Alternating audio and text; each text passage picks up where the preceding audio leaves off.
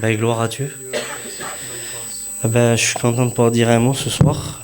Et ben, moi, je vais vous expliquer l'expérience que j'ai vécue. Voilà, il y a beaucoup qui la connaissent, mais il est bon c'est une expérience que je ne me lasserai pas de dire ce que Jésus a fait. Moi, j'ai grandi dans une famille chrétienne et les choses de Dieu, j'ai toujours connu.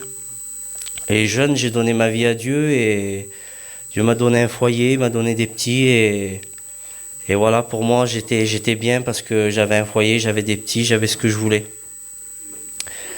Et moi, je croyais que c'était ça la vie, que voilà, qu'on faisait nos affaires, qu'on faisait tout, et que bon, j'avais une vie chrétienne qui était un peu. Je lisais jamais ma Bible, je priais pratiquement pas, mais moi, je croyais que c'était ça la vie chrétienne. Et on est parti à Épernay, et sur la route pour partir à Épernay, j'ai ma petite qui est tombée malade.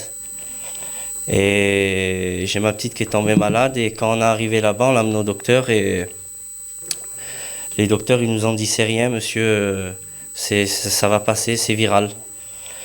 Et quand on est rentré chez nous, la petite elle était encore malade, je m'excuse mais elle faisait que vomir, c'était une petite de 3 ans. Et le lendemain on la rentre à l'hôpital parce que ça allait pas. Et quand on est arrivé dans cet hôpital, ils y font des prises de sang et ils disent voilà, votre fille elle est tout qui est en baisse, mais on va la brancher. Demain matin, vous viendrez, ça ira mieux. Et vous pourrez sortir.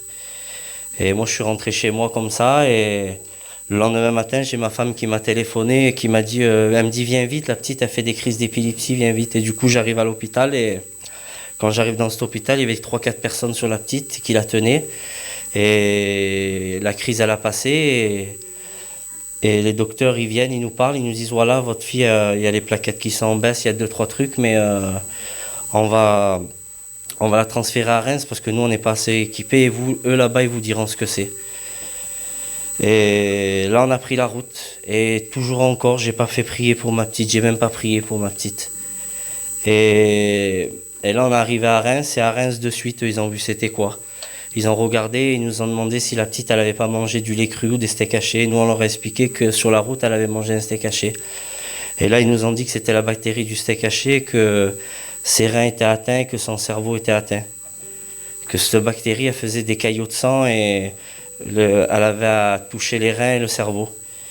Et là vous savez, il y avait ma belle famille, ils sont chrétiens et il y avait un petit garage à vélo, ils sont tous mis là pour prier le Seigneur. Et moi que c'était ma petite, j'avais pas la force de prier. Et là, j'ai été un peu plus loin, j'ai essayé de faire des belles prières à Dieu, des beaux mots, et il se passait toujours rien. Et les serviteurs ont prié pour la petite, il se passait toujours rien. Et là, son état il s'aggravait, je rentre dans cette chambre et je vois ma fille qu'elle était, il avait mis déjà dans le coma, elle avait intubé. Et elle faisait, même dans le coma, elle faisait des crises d'épilepsie, elle avait un côté qui sautait, un côté qui était paralysé. Et là, j'ai parlé avec mon beau-frère qui est serviteur et il me dit, Michael, il me dit, je vais te poser une question, il me dit, t'as la foi? Et moi je dis, oui, j'ai la foi, je crois en Dieu. Et il me dit, non, mais la foi, il m'explique c'est quoi la foi, c'est un serviteur de Dieu. Et il me dit, est-ce que t'as cette réelle foi? Et je dis non, je l'ai pas. Parce que je m'attendais au docteur, en vérité. Et là, je suis parti là, et quand je me suis assis dans un coin, j'ai commencé à réaliser ma vie. C'était quoi ma vie chrétienne? Et premièrement, j'ai demandé pardon à Dieu pour la vie chrétienne que j'avais. Et quand je suis arrivé devant ma petite, là, ils allaient amener ma petite en urgence à l'IRM parce qu'elle faisait des crises encore. Et là, j'ai fait une prière à Dieu. J'ai dit, Dieu, fais ce que tu veux. J'ai dit, Seigneur, fais ce que tu veux. Les docteurs, il n'y a plus de solution, mais toi, prends tout en main. Et quand j'ai dit ça, il est rentré une paix dans mon cœur. Vous savez, elle n'a pas été guérie, la petite. Sur le coup, elle n'a pas été guérie, mais une paix, il est rentré dans mon cœur. Et il y avait ma femme, et j'ai dit, eh ben, le Seigneur, il fera ce qu'il veut. S'il doit la prendre, il la prendra. Et elle me dit, dis pas ça. J'ai dit, oui. J'ai dit, Dieu fera ce qu'il veut. Et ils l'ont ramené de l'IRM et ils nous ont tout expliqué que c'était les reins, c'était le tout. Ils ont commencé à y mettre une sonde dans le nez parce qu'elle pouvait plus se nourrir. Ils faisaient les dialyses mais ils trouvaient pas le bon dosage. La petite, elle était gonflée. Son visage, c'était un ballon. On aurait même pu dire elle. Mais Dieu, il avait déposé quelque chose dans mon cœur et j'avais une paix. Voilà, c'était comme ça. Et là, ils sont arrivés, ils nous ont dit, voilà, faut la transférer à Paris, mais là, elle est intransportable. Et ça s'est passé que le lendemain, ils sont venus, ils ont dit c'est bon, on la transporte à Paris. Et ils ont pris la petite qui était dans le coma, ils l'ont emmenée dans le couloir, là où il y avait toute la famille. Et on comprend un peu ce que ça veut dire quand ils font ça. Et ils n'ont pas voulu qu'un des parents monte avec la petite dans l'hélicoptère, ils sont partis à Paris comme ça. Et nous, on a pris les voitures de Reims, on a fait la route de Paris, c'est assez long quand même. Et quand on est arrivé à Paris, là-bas, on voit le professeur de là-bas qui était parti de Reims avec elle dans l'hélicoptère et il dit: Monsieur, votre fille, elle est très forte. Elle a tenu la route et là, j'ai su que Dieu était avec elle parce qu'un petit enfant de 3 ans, c'est pas fort.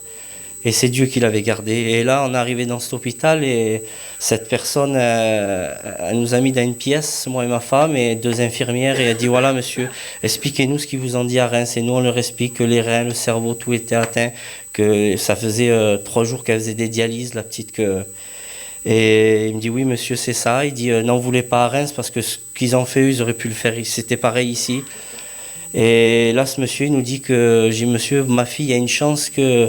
Mais il dit: monsieur, il dit, votre fille, son pronostic vital, il est engagé. Et moi, je peux pas me prononcer, mais il me dit: c'est soit elle ressort comme un légume, ou soit les organes, ils vont lâcher après les autres, les poumons, tout ça. Et j'ai dit: monsieur, est-ce qu'il y aurait une chance? Il dit: oui, peut-être une petite chance. Et avec la foi que j'avais, là, j'ai dit: monsieur, vous verrez un miracle, j'ai dit, Dieu va la guérir. Et là, ce docteur, il dit: monsieur, il dit, vous le prenez comme vous voulez, mais moi, je vous aurai mis devant la réalité. J'ai dit: oui, mais monsieur, vous allez voir un miracle. Et on a sorti de là avec ma femme, et quand j'expliquais ça à ma famille, que j'ai vu que tout le monde pleurait, tout le monde était touché, mais ils n'avaient pas fait la même expérience que nous, on avait fait. Et là, j'ai ma femme, au bout de quelques jours, que je la vois, elle sort, et elle pleure. J'ai dit: qu'est-ce qu'il y a? Elle me dit: la petite, elle me reconnaîtra plus. Et là, l'ennemi a émis des pensées, et il a venu mon beau-frère, il a dit: venez, on va prier. On a prié le Seigneur, et quand on est revenu dans la chambre, ils avaient essayé de réveiller la petite, et la petite, elle a reconnu ma femme.